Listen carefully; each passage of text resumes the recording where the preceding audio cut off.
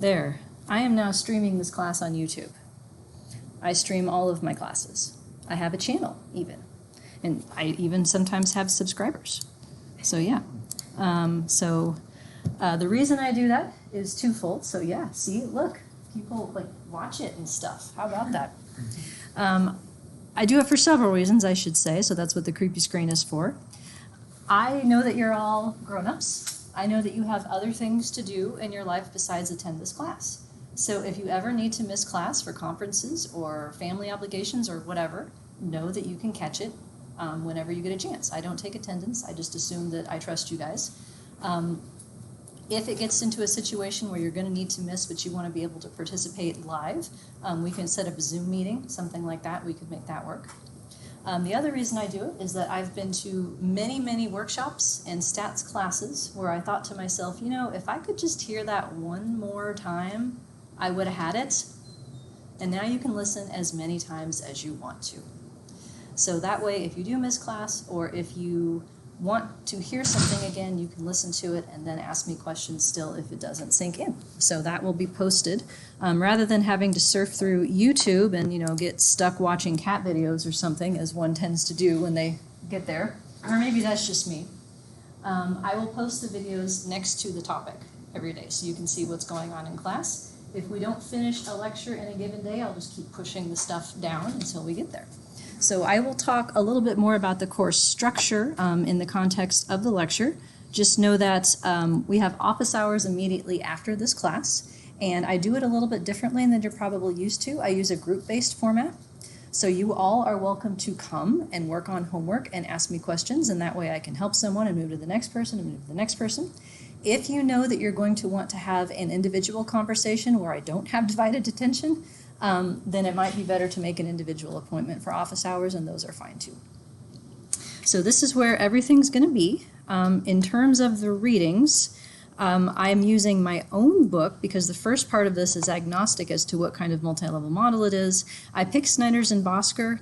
I'm using it more as reference than following it exactly. So I put chapters and things to read. I tried to supplement rather than just those books with sort of things that are a little bit more topic specific. I don't necessarily want to, I'm not going to like quiz you over the readings or anything like that. They're just more for further elaboration of the topics and provide you with some references as to what's going on in each of those fields. Those are all available inside, I was going to say Blackboard, but nope, that was my other university's Icon or Canvas, whatever it's called here. So let's see. We got Creepy Screen, we got that. Do you all have the first lecture for today? I think that would be a good place to start. I want to sell you on why you should be here, in case you weren't already convinced, right? So let's start there. What is this class about? Multi-level models for clustered data is the general topic.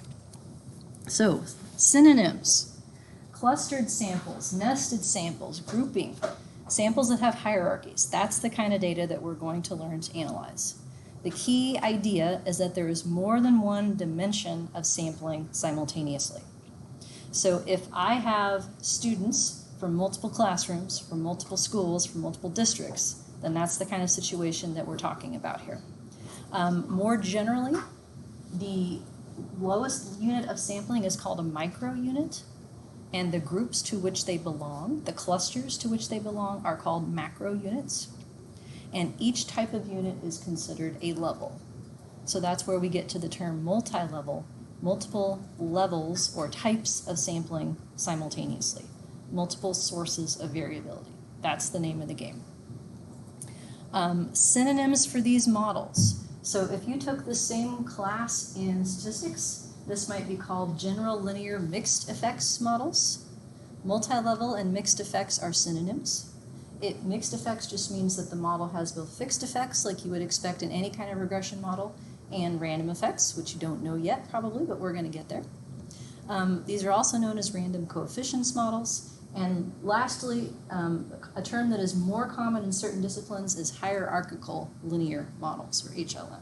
That's this. So if you've heard of any of these terms before, maybe?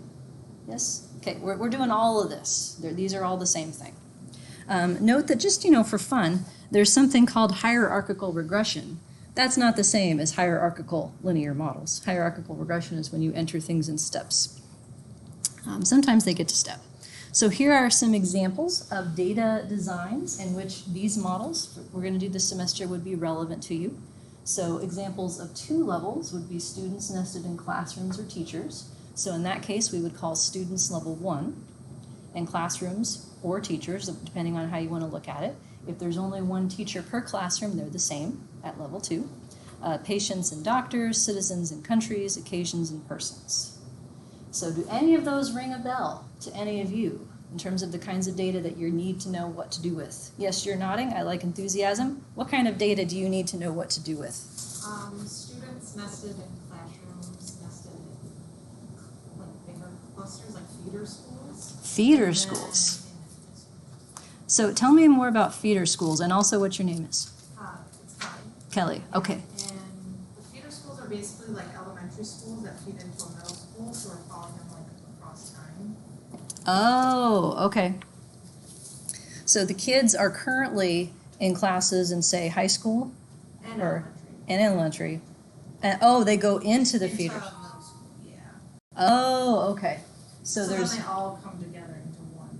in one middle school. Yeah. Like multiple classes end up in a middle school. And in terms of the information that you care about, does that come from the elementary school or the feeder schools or both? Well, good thing you're here. Yeah. I'm going to stick a pin in that for right now, but I do want to get to all of the other kinds. Anyone else? None of you have data you care about. I find that hard to believe. Or you just, like, you heard it because I'm so awesome that you needed to be here? That might be easier to believe, but I don't think it's true. What else? How about you ladies here? What kind of data do you care about? Students nested in the classroom. Students nested in multiple classrooms? Okay, yeah, it's a school of education. You'd think that would show up, right? Yeah. How about you? We have personality inventories where we apply to several occasions. Several occasions? Occasions nested in persons. Occasions nested in persons. Okay. So the good news is goes in this list too. The bad news is that managing the occasions part requires like a whole nother 8 weeks of class to deal with time. That was last semester. I have plenty of resources I can give you for that part, and I will try to highlight when those things would be the same or different relative to what we're talking to. So, who else wants to play? Yeah? I just wonder if it's true as well. So, for example, if some items nested into different subjects like ELA and math or science, and then nested within students, do you think that application can produce the Longitudinal modeling? Yes. Yes. So the answer is yes. There are 2 distinct types depending on how you're thinking about items. So I'm sticking a pin in that one too because that's another more complex type of sampling design, but I'm going to get there. So I got to get names. So Kelly. Hi, Neil. One more time. Hi, Neil. Hi, Neil. Yeah. Okay. Hi, Neil. Wait. I know that one I can do. And your Harry, yes, I can do that one. I like Harry Potter. Still? Yeah, okay. That was what you told me before. Right? No? That's right. It's a different Harry. Say it again, please. Minyin. Okay. Minyin. Got it. All right. Let's see. So then we get higher levels of strictly nesting. So if all the classes are from the same school, and you have multiple schools, that's when we get to 3-level types designs. Anybody get to play with those? 3 levels? What do you have? Students nested in classrooms, nested in institutions. Okay, how many? Colleges, I should say. I'm sorry? I should say colleges. Colleges. Institutions. Okay, 2 questions. Your name is? Molly. Molly. And how many colleges? 6. Okay, great. That's going to be another teaching point I can hang on to. 6 is not going to be a level. Okay. Yeah. So this is going to be a distinction of whether each sampling dimension should be fixed effects or random effects. And 6 would probably be in the category of fixed. So that's related actually to your type of sampling design as well. Who else wants to play? Yes, your name is? In Mira. Mira. Okay. Students nested in classrooms and nested in rural schools. Nested in rural schools. And how many rural schools? That's a hard word. Rural. Yeah, 10 schools were before, but now there are 9. Okay, 9 to 10. That's okay. That's the same category of very few upper level levels. Who else haven't we heard from yet? Say Ismail. I know your name. Do you want to play? I could try, Okay. but it's gonna be very similar to May's situation because we were working together on the same data. Okay. But occasions nested between persons, maybe persons nested within the classrooms. Okay. That works. That's 3 levels in that case, assuming that it's the same classroom every time. Yes. Okay. So who are we missing? Also, it does work like a time is level 1 is nested to student, and student nested is like our institution. Mm-hmm. So similar, but lower level of level 3. How many institutions? In total, 30. 30? Yes, but like some institution has a very small number of students, like maybe 5 to 10. So like, I'm really wondering if I should include this institution. The answer is probably yes, but that may depend on the level of the variable that you're focused on and how it's measured. So, ... to be continued. Let's see, who else we haven't heard from yet? I also have some making personalities, so it's very similar, but it would be students nested in institutions. But I just have 2 institutions. Okay, well then you don't have a multi-level model. I don't. Nope. You can stay though. All right, thank you. So in that case, if you only have 2 institutions, once you put institution in the model as a predictor, then the students are conditionally independent and you're back to single level. Yeah, so that makes your life easier. But someday you might have more institutions, and then you'll need to know all this stuff, right? Let's see. Who else are we missing? Right? Same as before, students in classrooms and schools. Okay. So the modal person looks like it's 3 levels then, sort of, at least. Good, no wonder. Right? This is non-trivial to figure out. These are all examples of nested, where the hierarchy is very clear and obvious. What is more complicated are situations in which you have something that's cross-classified. And that's what some of you have that I put the pin in here. So for instance, the classic example that shows up in a lot of textbooks is students who are nested in schools and students who are also nested in neighborhoods. But not everybody who goes to the same school lives in the same neighborhood. Not everybody who lives in the same neighborhood goes to the same school. So in that case, I usually find it helpful to sort of diagram this out. If you have like your level here, there's level 1, level 2, and then we have like what unit it is. For instance, in this case, we have students at level 1. They are nested in schools and also in neighborhoods, like that.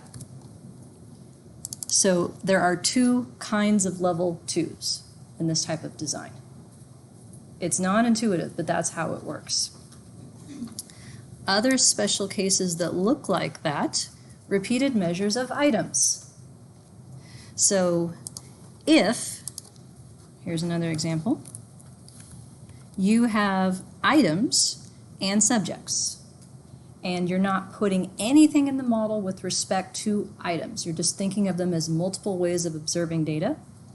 Then what you have are, we'll call this students since we're in education, and items and responses. And so what I really should do is merge these to be more like that, and this one's as well. So each individual response comes from a particular student and it comes from a particular item. And the responses from the same student are probably more alike than responses from different students because of their ability or what have you. The responses that go with the same item are probably more alike because of the difficulty of that item. So some items are harder than others, some students have more ability than others, and that's what would be considered a 2-level crossed design of students and items. You're frowning at me. Is that not what you have? Are you thinking more of like an IRT model where each item has its own item parameters?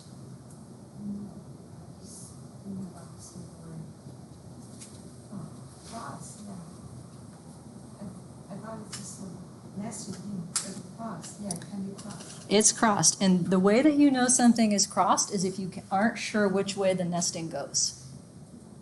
If you think about the fact that, well, items can be nested in people, but also people could be nested in items, nope, it's crossed.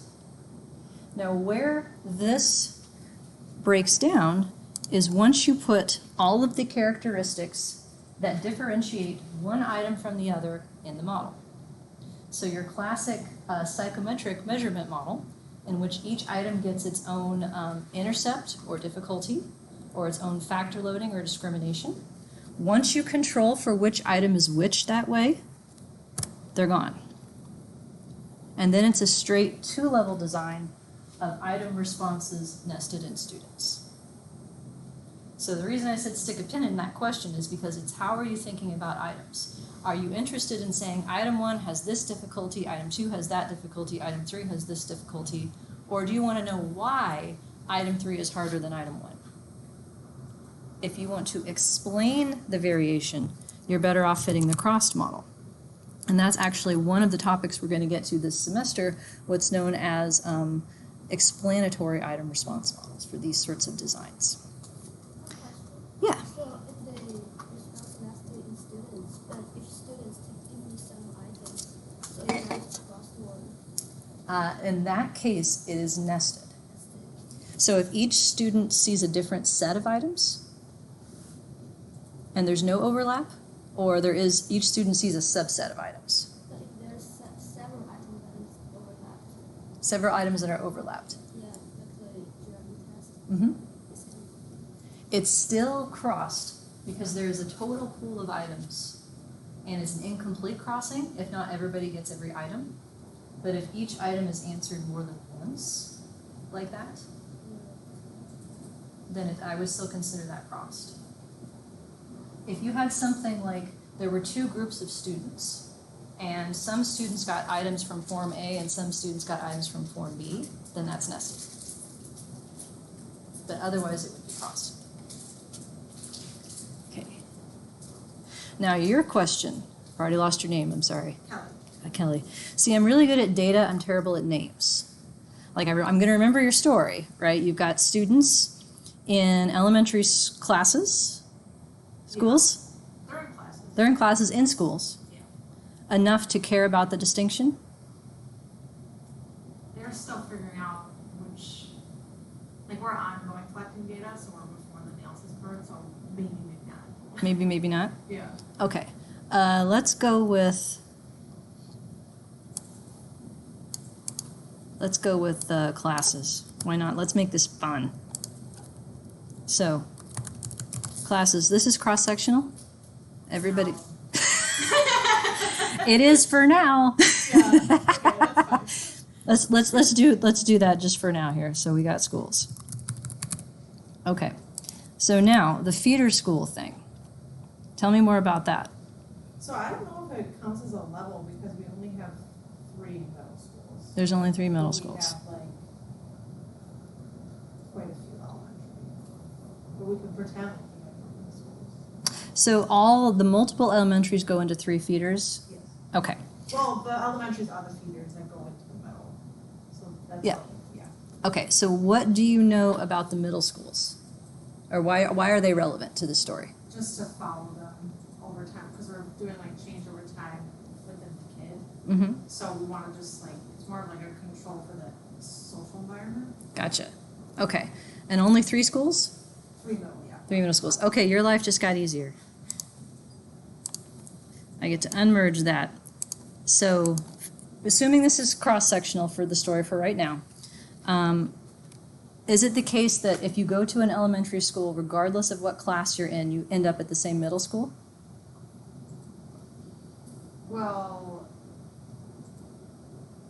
there's like 3 elementary for each middle. So the elementaries, it depends what elementary you go to, what middle school. Oh, 3 elementary for each middle. Oh, I misunderstood. Okay, how many middles? 3 middles. Wait. Oh, so there's 3 and 3 is 9. So there's 3 middles and then there's 4 elementary for each middle. Okay, got it. So then middle is the predictor at the school level. That would be the way that I would look at it. Which middle school they're going to go to. Okay.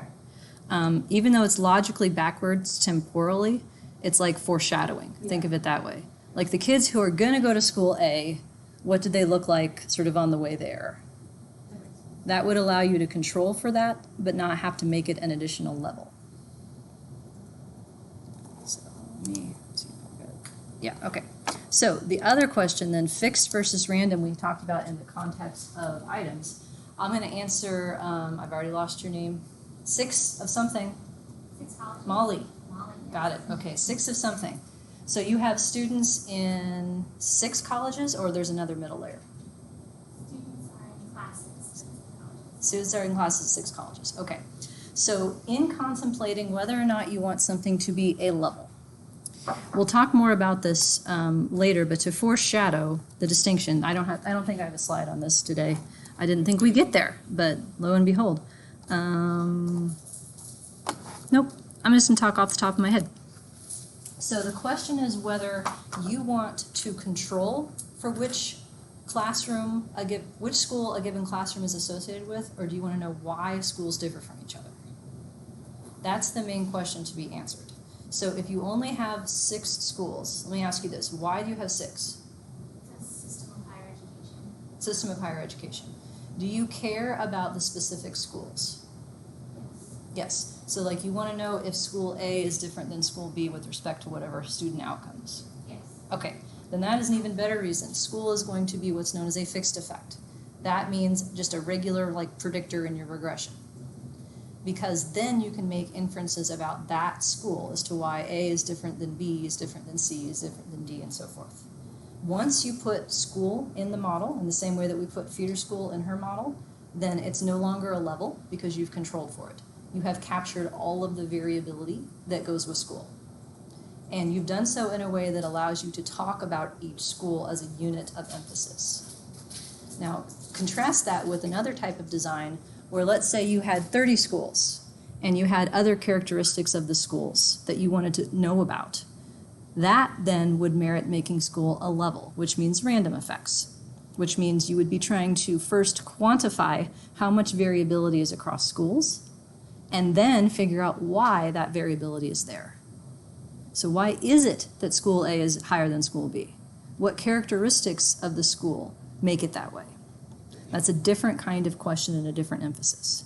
And the reason that I'm focusing on 6 is because conventional wisdom says about 10 is the point at which you might consider making something a level and a variance that is predictable, and under 10 is something to where you would want to do fixed effects, which is put it in the model as a predictor instead. But that's not always cut and dry. As an example of when you might violate that, I had a student do a dissertation where he was interested in looking at environmental opinions across religious groups, and he had some 30 different categories of religion. But the point was to look at specific groups and how they felt. Like, are Buddhists different than contemporary Catholics or different than this? And he cared about the groups. So even though he had more than 10, because he wanted to focus on individual units, it's appropriate to put that in the model as a predictor, as a fixed effect. As an example of the other, my husband likes to analyze sports data, like the college basketball tournament, NCAA. A couple of years ago, he got a whole lot of media attention for writing an algorithm that correctly predicted that Gazaniga, or whatever the hell it's called, was going to win. I'm serious, like, he did interviews and all this stuff. And the model that he used had fixed effects for which team was away and which team was home. So even though there's hundreds and hundreds of teams in the NCAA tournament, he didn't want to know, like, why do some teams get more points than others? He wanted to know how KU was going to do against Duke as specific units of analysis. So in thinking about whether the sampling that you have, whether what you want to do with that information, do you want to know why there's that variability and predict it? Because then you need to make it a level with a set of what's called random effects, random variances that characterize that? Or do you just want to know about the specific entities in case that's fixed effects? So let's see, Juliana, I know your name because you met me the other day. You were saying you have 2 groups, right? So as an example of when your model would not go to single level, let's say that you had a treatment study where you couldn't get enough people at one site, and so you had to basically replicate the experiment at different sites, and so you had some control sites and some treatment sites, right? Let's say you had 10 each.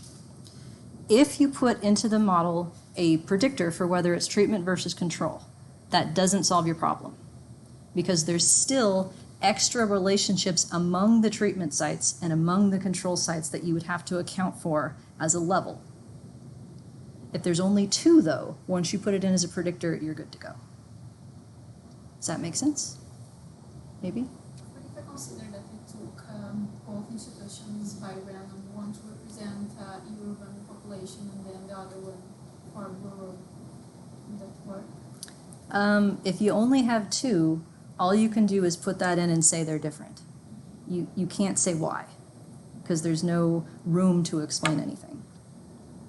And the same would be true with the 6 schools. Like if you wanted to try and explain why some schools were different, you got power at the level of 6 units to do so. So it's probably not going to work out anyway. So, yes? How about the number of lower,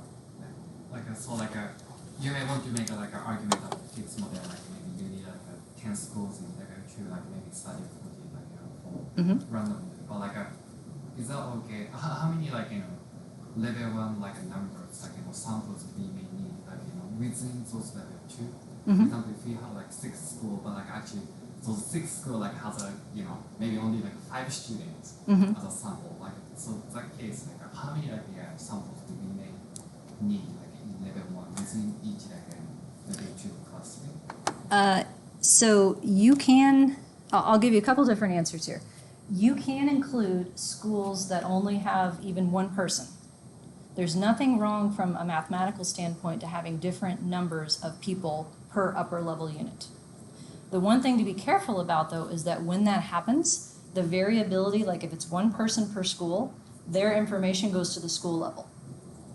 And so you may have sort of an artificial estimate of school differences if a person is supposed to be a whole school. The same thing shows up in when we start talking about predictors. So if we have something like, let's do students in schools. Let's make it easy. And I have something like whether or not a student gets free lunch as a predictor. That's a common sort of proxy for SES for better or worse, right? I'll show you an example using that. Free lunch status, we'll say. So then we get to the school. And the question is, how do we represent this same variable at the level of the school? Because you're going to have to. That's going to be the first thing we talk about when we get to clustered. There's 2 options. If you happen to know for the school, you have background data for the school, what their free lunch rate is, let's put that in. So we would say external lunch rate or something like that. But if you don't have that, well, a common way to solve that problem if you don't is to calculate the school mean of the free and reduced lunch, free lunch. So that becomes problematic if you've got 5 people representing the school, because then you really got to believe that that's a representative sample, and that may not be the case. So 5 different numbers of people per school are problematic from this perspective, not as much if you're going this route. The other thing that you might want to think about is putting in the number of people per school as a covariate, as a predictor, because the models by default assume the same amount of variability within each school. And that may not be true if some schools only have 5 people representing them and others have 30. Incidentally, that's something I think is going to be, it's going to be in here somewhere, but since we're getting to the topic ahead of time, there are models by which you can predict differential variability. And that would be one predictor of it, it's just different sample sizes. But otherwise, if there are practices that lead to more or less homogeny in an environment, that would be characterized as leftover variance, and there are models for that. They're called location scale models. I left open an extra topic at the end of the syllabus to just try and figure out what all might be useful. That could be one of them if you think that's something that you may go into. So, longitudinal, right? Several of you have longitudinal stuff. Here's what's going to happen. All right. 1, 2, 3. time within students within schools. So this would be an example of a nested structure because we know all the occasions are from the same students and the students stay in the same schools over time. But what if they move? That doesn't happen, right? Students don't change schools. My 4-year-old didn't change schools this year because we moved to Iowa or anything. Yeah. So you know what happens if students aren't nested in schools? They got to be crossed instead.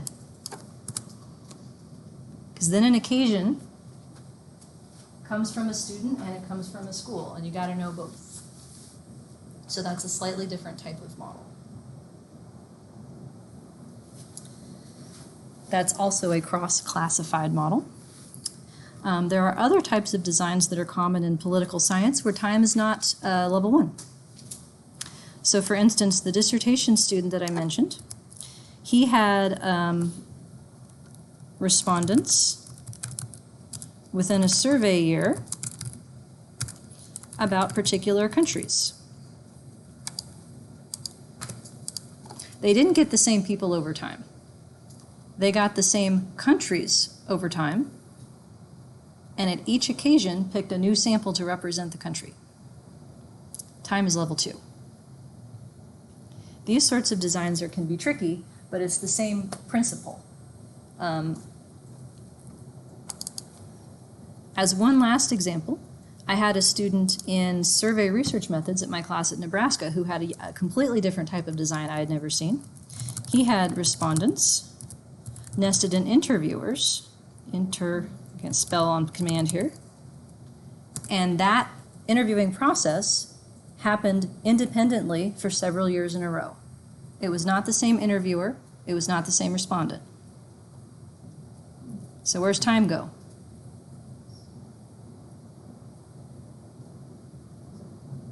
It's level 3. Yeah, everything is nested in years. So then that begs the question, what do you want to do with time? How many years?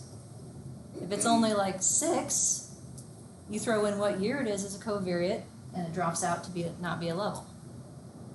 But if you expect that things like response accuracy or response willingness might change over time, then year needs to be in the model as a predictor.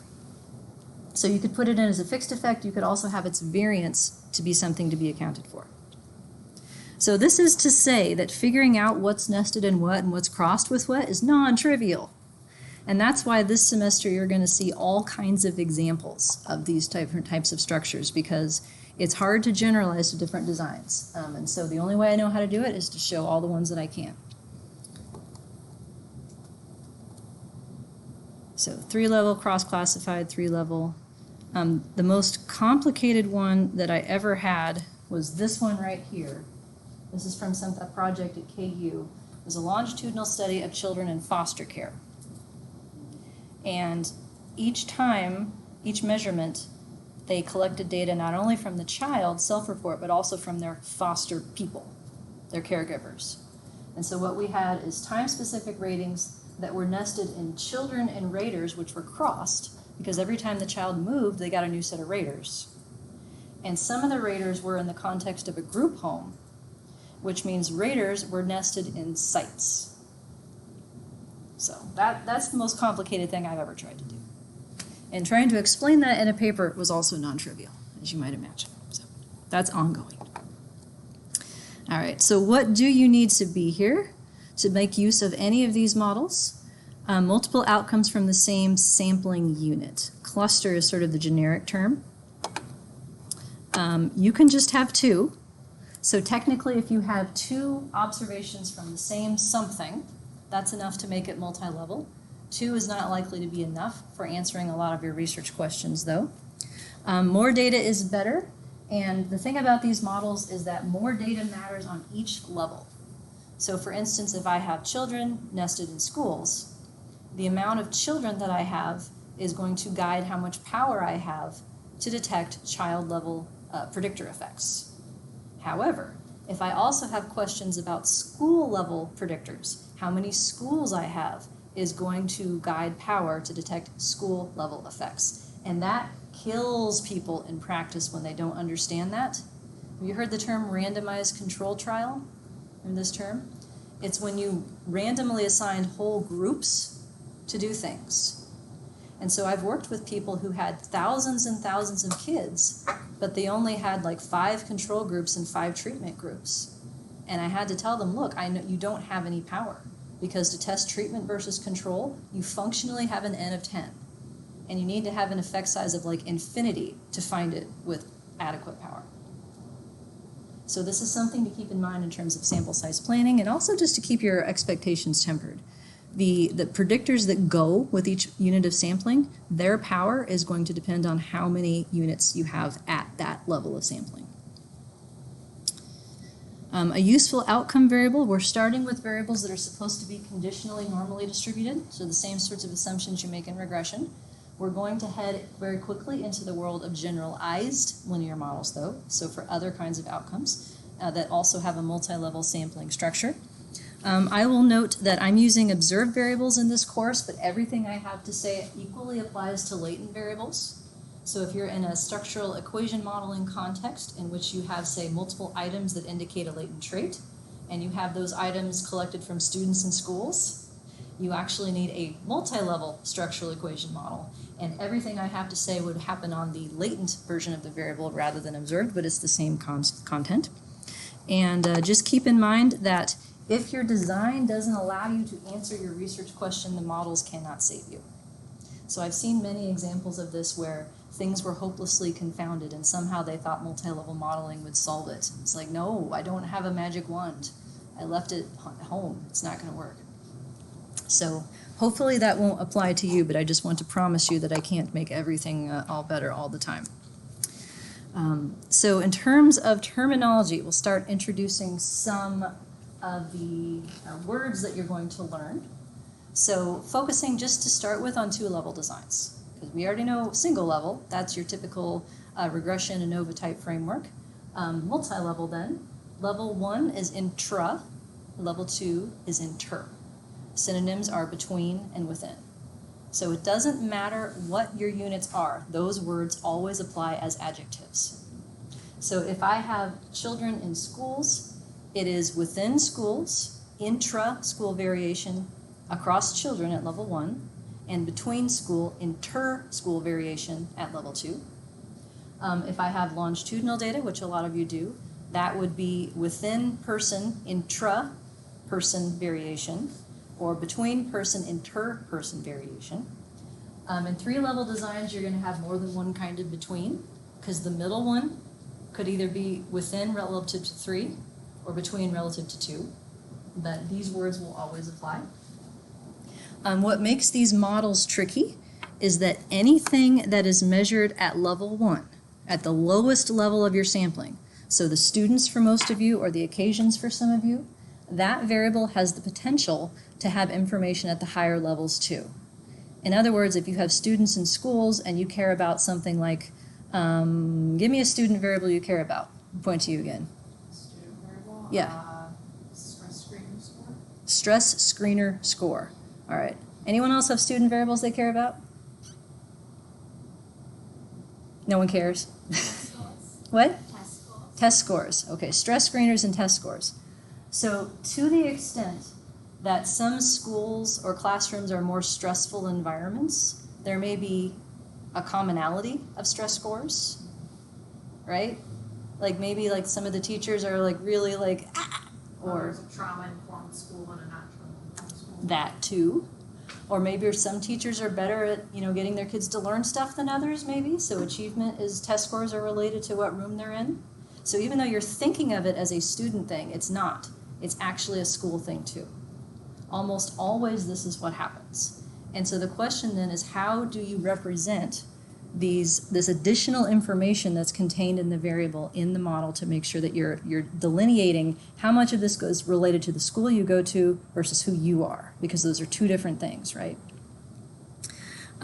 There are, let's go 2 different ways mainly to handle this. we're starting with what I would refer to as a univariate multi-level model, in which case we're letting the model figure out the variability in the outcome, and we're going to solve this problem about the fact that there's different kinds of variability in the predictors by making new variables.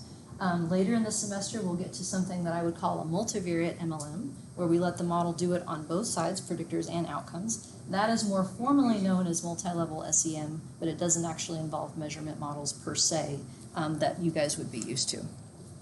So either way, we have to address the fact that variables that are measured at the lower level have additional levels of information above them and make sure that that's captured in the model. So, questions? I'm going to reload here in a second.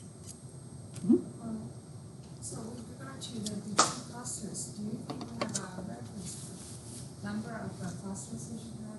For example, sometimes when you have, like they said, 6 different schools or 6 different clusters, do you think we can really use this modeling to do that? Or for the first one as well, so do you have a minimum sample size for that? For example, what if the schools have some special case, they only have very limited number of the students, so that we still want to study their kind of across the schools and then even across the districts or things like that. So do we have a minimum of number of students, minimum number of the schools, minimum number of the districts? People have tried to come up with various minimums. They don't work. There are no general rules. It depends on what you want to know and what you want to power. So, like, sorry, Molly, still. She's like, 6 schools. She doesn't want to know why the schools are different from each other. Power is not relevant for that question. She just wants to know that they're different, right? You want to track, what are your schools? Can you give me like 2 names? Black Hills State and South Dakota State. Okay, so she wants to talk about the differences between Black Hills State and South Dakota State, right? Okay, I'm putting words in your mouth, but you can just nod and play along, right? Right, so like she doesn't need to worry about like the power to say, why are some schools different than others? Like she's just focusing on those individual units. If she had a question that said, what makes some colleges better than others? Then 6 is not enough, 6 is a problem. The answer is always to how many units do you need? The answer is more. It is always more than what you're going to have. The power depends, it's a question of power. It depends on where your predictors are measured. So if you have hypotheses about model effects that are level 2 effects, you need as many level 2 units as you can get. You need as many level 1 units as you can get if you have questions about level 1 effects, but you also have to pay attention to how related they are, and that will be one of our first topics. So yeah, there have been rules put forth, but they don't fit all general purpose cases. The one thing that I will say about that with respect to estimation, there are 2 different kinds of likelihood estimators that we're going to work with, EML and REML. One of them is better at small samples, but it's not available in the world of multivariate SEM.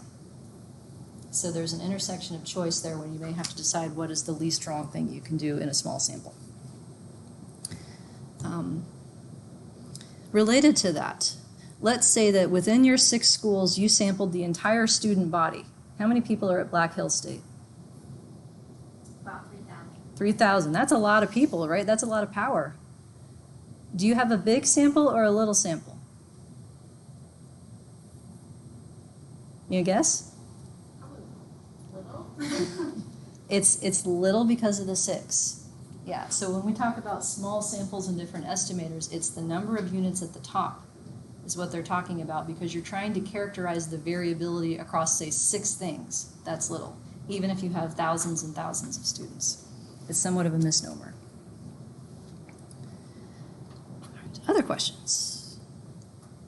All right. Come on. All right, so how does MLMs handle dependency? This idea of what goes into the model.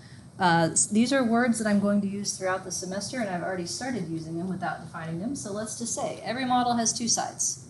Model for the means, model for the variance. Model for the means is what you're used to thinking about when you hear the term model. Like if you do a regression model, you're thinking about what predictors go in it. Do they have main effects or do they also have interactions? Are they linear effects or nonlinear effects, etc.? Those are things about fixed effects. Because when you fit a regression type model, you estimate, say, a regression slope. everyone in your sample gets the same slope value. It's fixed. Fixed means every unit gets the same. The other part of the model is the part that we are focusing on this semester after we get a good solid basis on this one. It's what makes multi-level models different. It's the model for the variance. Synonyms for this include what kind of random effects and residuals you put in your model, things related to error, or if you want to sound fancy, stochastic. That's how you say error in fancy. This is the part that you are told previous to this that you had to make assumptions about. So you've all taken some sort of regression type class, I hope, yes? Something? Maybe it made it a long time ago, but that's all right. And you write out a regression model, right? Like y equals intercept plus slope times variable plus slope times variable. What goes at the end? An E or an R, maybe depending on your class, right? And that symbolizes variance left over. Well, you are told that 3 things have to be true about that E or game over. Do you remember what they are? Independence, which is why you're here. Normality and equal variance, right? Those are the 3. Well, what if that's not true? You pick a new model. That's what happens. You can't fix it, the data. You got to fix the model. So what ends up happening is that rather than having one E, because one E is only valid when you have one dimension of sampling, like you've got multiple people and they're supposed to be independent because they're not from any groups, one E is cool.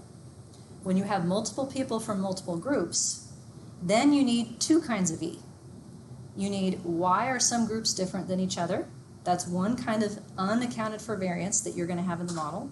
And then you have why doesn't everybody from the same group act the same way? That's E within group. So you're taking all of the variability and you're making it attributed for different levels of sampling. And that works out to be 2 different kinds of E's. The other ones, so that's the independence, right?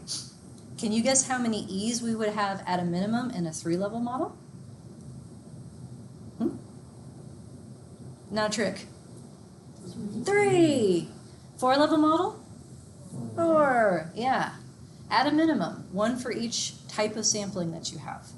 So that's how we fix independence. Normality? Can you think of any models you learned that don't assume normal residuals? Oh, come on. Okay, Ji-Hung, I'm putting you on the spot. Logistic, maybe? Yeah, logistic regression. Have you had that one before? Maybe? You've heard of it? Heard of it? Okay, not even, okay, that is good to know because then that keeps letting me know where to start. Well, it turns out the normal distribution is a choice. There's tons and tons of others you can pick from. So if you have an outcome that's not normal, cool, we'll find a new one. Constant variance, that's also something you can add something to the model that allows variances to be different. So this is where we live. All the stuff you learned about regression in terms of how you interpret main effects of predictors, interactions, nonlinear effects, all that still holds. It's the extra variance part that makes this more complicated. That being said, where we are starting out in this class is the red part. I'm going to do a couple weeks review on fixed effects in the context of general linear models. Those of you, let's say I'm looking at the front row here, that have had my tutorial and interactions, this is going to be the same thing again. So if you're not here, I won't be offended. If you want to hear it again, that's cool. But the reason is that I don't know from where you guys came. I don't know what your backgrounds are, and I want to make sure that we're all on the same page with respect to fixed effects first. Because if that's not right, then adding the rest of the stuff is going to be way harder than it should be. So the first week or two, we're going to be reviewing general linear models, single level, and drilling how to interpret interactions. Because in multi-level models, they show up a lot. So more words to describe what we're doing here. We're going to start here. The terms general linear model. So each of these words means something. Linear is going to show up in all of them. That refers to the idea that a model is based on a linear combination. So you have slope times variable plus slope times variable plus slope times variable. That's what linear means. As opposed to a model that has like an exponent or a log or something in it, which would be a nonlinear model. General refers to the type of outcome that you have. It means that you are choosing a normal model for your residuals. So not that your outcome has to be normal, but that what's left after putting in the predictors has to be. When you switch to generalized, ized means not normal.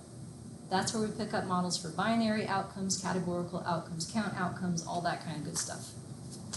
These both are only single level sets of models. They're for one dimension of sampling only. As a side note, I'm going to note that all the stuff you learned about least squares estimation, sums of squares, mean squares, cross products, all that crap, it's gone. We don't need any of that. We're not doing hand calculations because these models cannot be calculated per se. This is only available for a certain subset of these models right here. What we're picking up is this idea of crossing these two distinctions, what kind of outcome you have, with how many dimensions of sampling you have. And so that's where we pick up the term mixed for both of these, which means that you have random effects in addition to your fixed effects, which means you have more than one kind of E.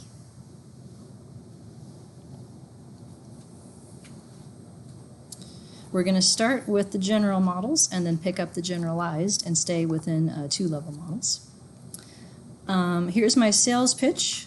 So we've covered most of this. Levels of dependency. We can handle any kind of sampling dependency, whether it's crossed or nested.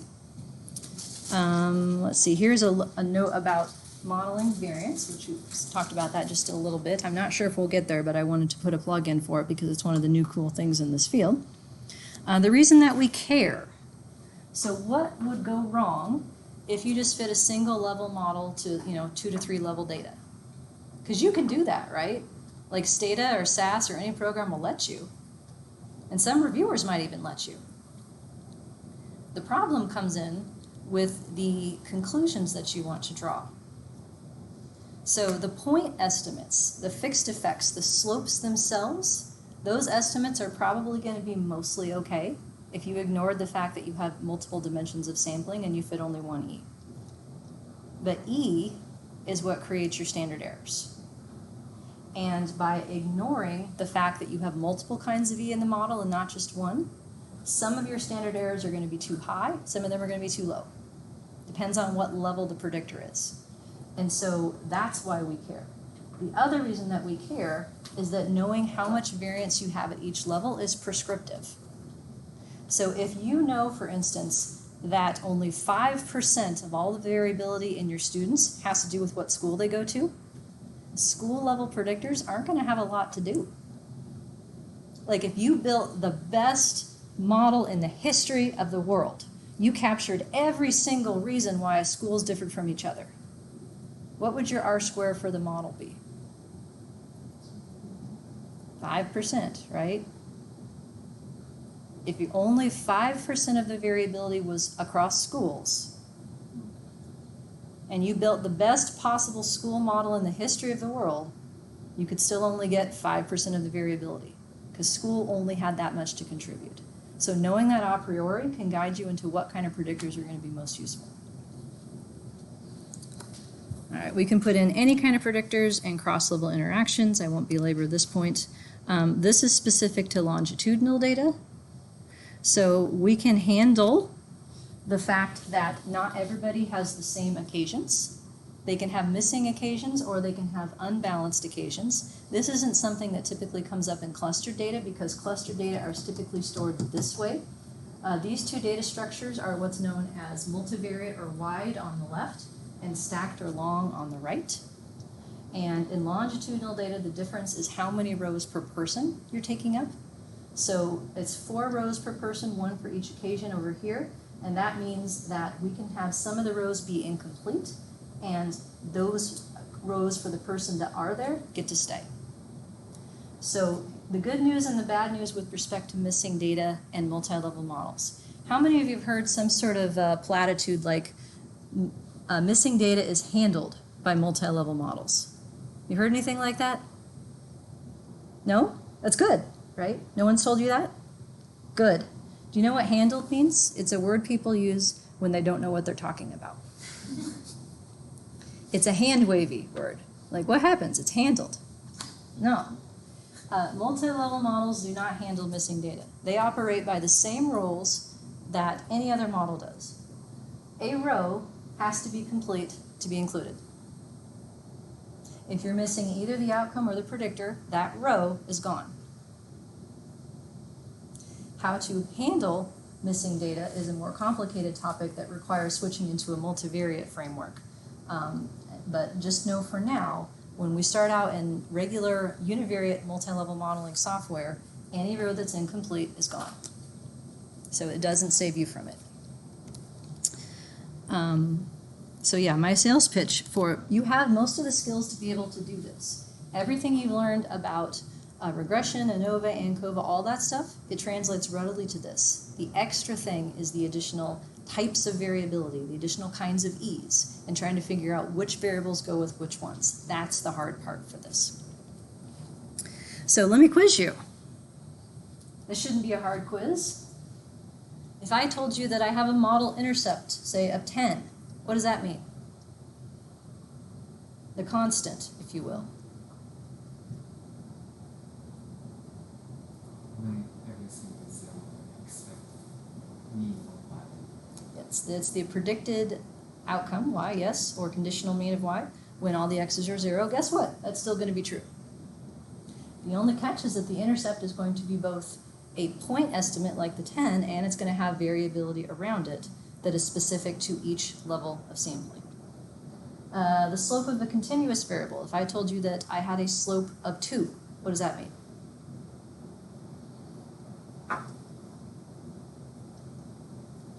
Not a trick, I swear. That's right, it's the change in y per unit of x. It's still going to be that. If I had, say, a dummy code for treatment group, and I got a fixed effect for that variable, what does that mean? Difference in treatment and control. Yep, still what it means. All of this is exactly the same. Variance, that's the only one. So variance component is a new term. Because we can't just talk about variance or residual variance. There's going to be more than one kind. There's leftover variance after controlling for predictors that pertains to schools, leftover variance that pertains to students, leftover variance that pertains to occasions, etc., etc. So each of those is called a variance component, or what I will refer to as a pile. I think of them as like sort of circles to be explained in kind of a Venn diagram sort of way. They are also considered latent variables, which is also why I make them circles. That's going to be the new part. But you know what variance is, right? What's variance?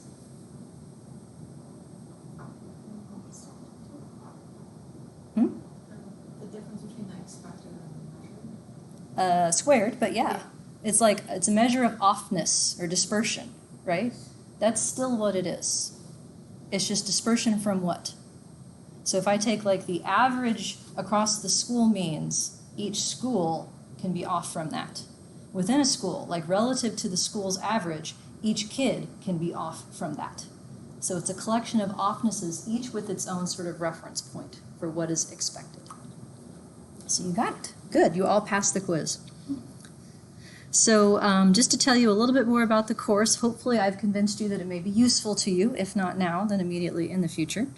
I'm going to be honest with you. I'm not really expecting you to do much reading. I don't love the book, except for mine. I love my book because I spent 5 years writing it. So the stuff that's coming up next, just reviewing fixed effects in regression context, I used my own book chapters for that. But otherwise, I'm not going to follow the readings that closely. Like I said, I put them on there so that you have a set of references. Other than Snyder's and Bosker, all of the other ones should be inside Icon, so you have all of those articles. What I do want you to focus on is doing homework. So we're not doing tests in this class. We're not doing anything that's high stakes and anxiety provoking. That's not how I roll. And I just dated myself by using that reference, I'm quite certain, but it's true. So I am planning on having roughly 6 homework assignments. The format of them, unless you've had me before, is going to be something new to you. I use an online homework system. You each get individual data files, and I will give you, it's an online format in which you get the instructions, basically saying estimate a series of models, and with your data, you plug in a number to answer the question. If you get it right, it turns green. If you get it wrong, it turns red. And you keep trying until everything's green. But more important than the numbers, though, is the interpretation. So once I know for sure that you've got the right models and the right set of numbers, the right set of estimates and p-values and so forth, then comes the results section, which is in what I would call a Mad Libs format. Do you guys know what Mad Libs is? I'm dating myself on that one again, but it's a silly game where you ask someone to provide you with generic information, like give me a noun, give me a verb, and the person who asks is filling in those words to a story, but the person giving the words doesn't know what the story is, and so then it sounds all silly and funny when you put it together. Well, the idea here is that results sections, particularly for any kind of statistical model, but even with multi-level models, are formulaic. And so I want to try to teach you how to write by letting you fill in the blanks. That's the idea. So you will have a series of drop-down menus, choices for what something means, and you pick the one that is correct, and it's tied to your answers. So if you found something to be significant, you would choose significant for the reference to it, but maybe the person next to you doesn't have something significant, so they don't choose significant. It's individualized. That's my plan anyway. Those answers you don't get to see if they're right until after you turn it in, but you'll know that you have the right information. So I'm planning on having about 6 of these. I'm planning on having them do Monday nights so that you have the whole weekend to finish it up if you need to by 11:59 p.m. Next week I will put up a sample homework 0 just to get you to get acquainted with the syllabus and try out all of the system, make sure everybody can log in. You get 3 points extra credit for completing that. And the reason that that is important is because I am a hard ass when it comes to deadlines. Things with deadlines get done. I know that. And so my homework deadlines should be treated as real ones. If you are late, it's 3 points off. And it doesn't matter how late. I don't have like a sliding scale or any of that. I want to encourage you to stay with the pace of the class and also make sure that we can discuss the homeworks, which I can't do if not everybody's done. The other thing that we're going to be doing throughout the semester is what I've been instructed to now call formative assessments. I used to call these quizzes, but apparently formative assessment sounds better. These are not optional, but they're not graded. You get 2 points for filling out each of these. They should happen on the off weeks for homework. The idea is that it will be 3 to 4 questions, things that you should be able to answer off the top of your head. So they're sort of big picture stuff. Or I may put in an example sort of story problem and ask you to sort of conceptualize how you would approach the analysis. Then we'll talk about them in class. But I do these to try to give you a sense of what to review. So if there's something that you're struggling with in answering the question, that should tell you that you need to go back and look at that content a little bit more closely. And so each of those then is due every so often. If you're late, it's 1 point off on that. In terms of division of labor here, my job, given that I don't love any of the textbooks and I'm not going to be aligning them that carefully, I'm making my own materials. So it's my job to come up with comprehensive materials that are sufficiently detailed to where you can take them and do the work that I'm asking you to do. So that is to say, you're not going to have to ask the Google for Stata code or SAS code or anything. Everything that I'm asking you to do, I will have given you an example, and you just have to figure out how to try to modify it to do something that's similar. I think that's fair. I will be happy to answer questions in whatever format you feel most comfortable. Preferably in class, because that way everyone else can hear the answer too. But if you're shy and you don't want to do that, you can email me, you can set up individual office hour appointments, or we will have office hours in this room. Did I say that part yet? Okay, I have 2 classes back to back and I'm forgetting like what I've said already. This is going to be interesting. But yes, everybody can be here, work on homework. I can help as many of you as possible. Your job then, asking questions. Don't be afraid to ask questions when you don't understand something, because otherwise it's not worth your time to sit here if you're going to be lost, right? And I know that's easier said than done, but can I give you a very brief humble brag to illustrate the importance of asking questions? Just a little one. You know what a humble brag is? Some of you do? No? Is just an English term? Humble brag? Humble brag? No? So it's when you brag about yourself, but you do so in a way that you're trying not to sound obnoxious. It's called a humble brag. It's often on Facebook or Instagram. Like, so proud that I finished my 6-mile run today. Like, that's a humble brag. Right? But in this context, it was a workshop that I went to as a postdoc in 2004. It was an M+ workshop. And so the people who wrote this package, the package cost $1,000. It was a workshop of 5 days where we each paid $200 a day, and there were like 200 people in the room. So it was a huge workshop. They sleep on a bed of money, I'm pretty sure. But the format was such that they asked you to hold all questions until the end of the day so they could make sure they got through all their stuff. And then they opened the floor. And each of us had a name tag sitting on the front that had in large letters where we were from, which was Penn State at the time, and then in smaller letters our name. I asked so many questions that week that in the elevator, like after it was over, I ran into Bent Mutane, one of the creator of M+, and he's like, Penn State. Like he recognized me out of a room of 200 people. But fast forward until earlier this year, I reviewed a paper where he was an author on it, and he quoted my textbook. He used one of my examples because he liked the way I explained it, or at least one of his co-authors did. He was on the paper. And I was like, holy shit, he knows who I am. Like, would I have ever gotten to the point where I could write something that someone way smarter than me felt valuable if I didn't ask all those questions? No. So please don't be shy. Don't be afraid of looking stupid. The other thing that I do a lot in class is try to make you answer questions. And I know there are a lot of reasons for not answering a question. 1, because you're shy. 2, because you're uncertain. 3, because you don't want to look like you're bragging about yourself for being that annoying student. Think about a spectrum of answers. Like saying nothing at all is something I don't know how to work with, right? Because then I don't know if you're bored or if you don't get it or whatever. And then like the next on the spectrum would be something like, well, like you go and answer, but you're not really sure about it. The next one over would be, I know this is wrong, but I'm not sure why. That I can work with because that's a misconception that I can try to clear up. And then we get all the way over to right answers. So in terms of things that help me help you, wrong answers are the way to go. So don't be afraid to be wrong. Don't be afraid to be that person because we have a kind of a small class. So please let me help you. That's my practice, my plea to you. Reviewing frequently will be helpful, especially the notation as we get into that. Practice. When you don't have stuff to do for the class, the best thing you can do to help yourself is to practice these concepts on data you care about. That's the best thing you can do to help your learning. And I would love to talk to you about your data. Office hours would be a great time to come in and say, look, I have this output that I tried to do these models. Can we go through it and see if I know what I'm doing? I love doing that kind of thing because that's when the stuff really starts to gel, when you know how to do that. For all of you, but especially for the folks who are majoring in quant and EMS, trying to practice in different programs would be a great thing.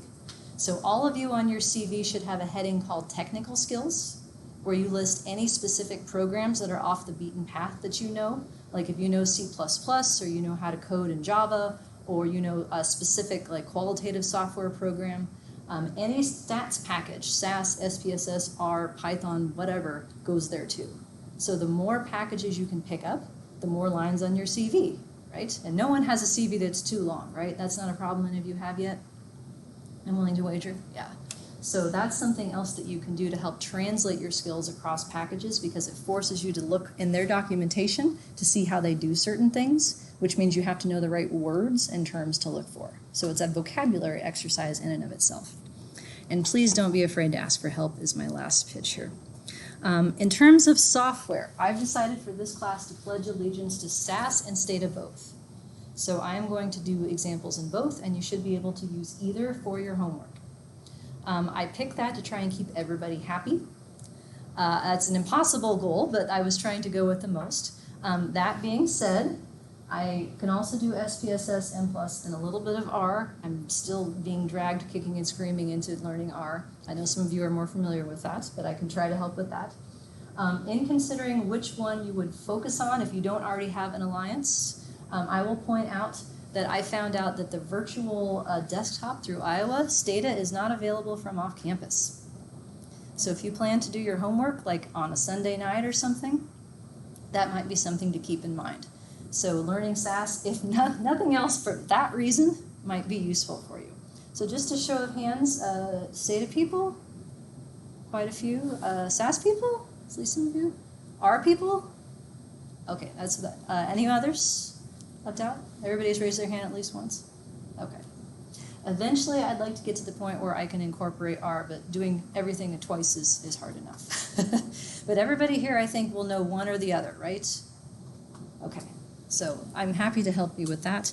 Another thing to think about is what else do you need for the rest of your career in terms of classes and whatnot. I'd be happy to talk to you about software. Here's my opinion for what it's worth as to which of the two is better for certain things. Overall, it's kind of a tie. There's certain things I like doing in SAS that I found to be cumbersome in Stata or vice versa. So if that helps you decide amongst these things, then so be it. So this is where we're headed, starting with after reviewing linear models and interaction terms, general models for two-level nested data, then picking up general crossed classified data, then generalized two-level nested ISed cross, and then we get into multivariate options here, and then whatever else we happen to have time for. So that's my plan. I can tell the Mountain Dew's starting to kick in here. I'm talking quickly and keeping an eye on the clock. Any questions?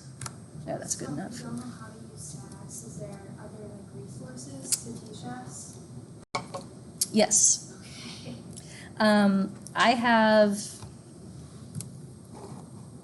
as part of a class that I taught last semester, the longitudinal version of this course, the very first thing that I had to do was teach SAS, because that was the only program I was using and I wanted to make sure everybody could. So I have videos and materials for learning SAS. I don't expect any sort of complex programming. All you need to be able to do is just import data and run the models. Import data, make new variables, and run the models for the most part. So are you familiar with any other programs besides R? R and SPSS. Okay. SPSS would also work for some of this. The problem is that SPSS, the models that are ISed, it doesn't do true maximum likelihood in, but you can work all the way up to here in SPSS just fine. And then this part is going to be the tricky part. We may end up having to go to M+ for this part. I'll have to research that. So it's not strictly necessary that you learn SAS. Until, like I said, ISed, you would want to pick up either Stata or SAS to do that, or R. What is the proc limix analog? NLME? Is that it? That one? So that one would work. NLME, I think it's called. All right. Other questions? All right, have I scared you away yet? No, you're going to come back? Okay, good. Because I'll be lonely in here all afternoon. So, all right, I will hopefully see you all Thursday. Have a good rest of your day.